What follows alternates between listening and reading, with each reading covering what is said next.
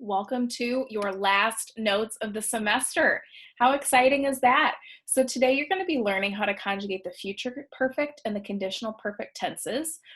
And it will be tenses 15 and 16 that you know how to conjugate. So on Friday, you're going to have a couple features to do, and they will have 16 different ways to conjugate. That is a lot for your brain, so it's a good thing you have your notes. Hopefully you have that note sheet I gave you at the beginning of the year. If not, it's linked on my website.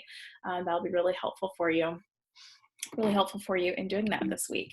So let's talk briefly about what we talked about last week. In my presentation today, just like in last week's, the parts that are in green font are what you need to write down. So if it's not in green, just pay attention, but it doesn't need to be written down necessarily.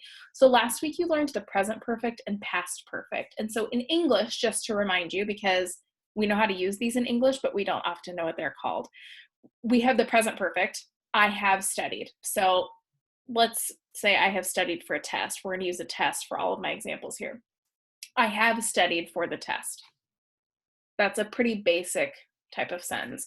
Past perfect, saying I had studied for the test, tends to make you feel like you had studied before something else happened. So it would make sense to say, I had studied for the test before I realized it wasn't today.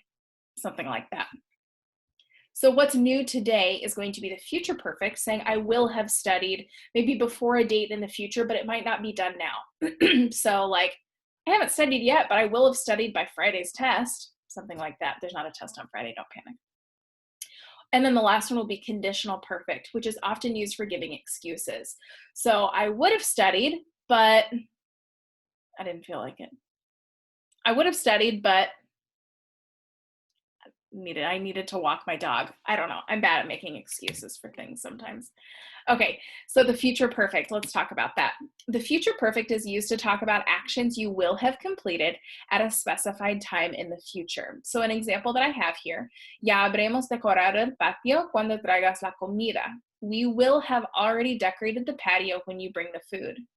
It might not be done now, but either way, it will be done by then. So we will have already done it by that time. Here's how you form it. To form the future perfect tense, combine the future tense of the helping verb haber with a past participle. So that past participle is the same idea that we talked about last week. It's when you take the action verb and you drop the ending and you add ado for AR verbs and ido, IDO, for ER and IR verbs. We have the same irregulars as well. So we have 4 different kinds of perfect tenses: present perfect, past perfect, future perfect, conditional perfect. They all use the same past participles. So once you have that down, it's just a matter of learning these new boxes for each tense, the new form of haber for each one. So we have habré, habrás, habrá, habremos, habréis, habrán.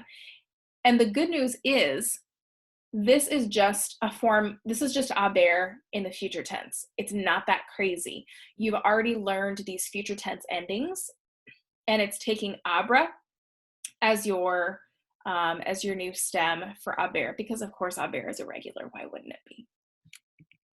Okay, so with that knowledge, go ahead and on your paper, in your notes, give these 3 a shot and then hit pause. And when you come back, I will have the answers for you. Ready for the answers? I will have eaten. So this always needs to have 2 words when you're using these perfect tenses. They are compound verb tenses. So I will have eaten, habré comido. If you just have comido, that means eaten. And comido, you can stick with any of the forms of haber for present perfect, past perfect, future perfect, etc. So here we need to make sure we have the future perfect, which is habré comido. You will have arrived, habrás llegado, and she will have seen, habrá visto, because that one's irregular. That's the only irregular on this slide. Okay, last thing, conditional perfect. Conditional perfect is used to talk about actions you would have done, maybe given that other conditions were met. And you don't always have to have a second half of the sentence to say what those other conditions were, but often there is, or it's implied. So, tú me habrías dicho la verdad, you would have told me the truth. Maybe what's implied is, if you knew the truth, something like that. Okay, so to form this conditional perfect tense, we need the conditional tense of the helping verb haber with a past participle. So just like with the future, think about it. Conditional and future have the same stems. Remember, like tendra, no, I can't think of any of them. Tendra, saldra, pondra, care with querer with the two R's for care. All of those.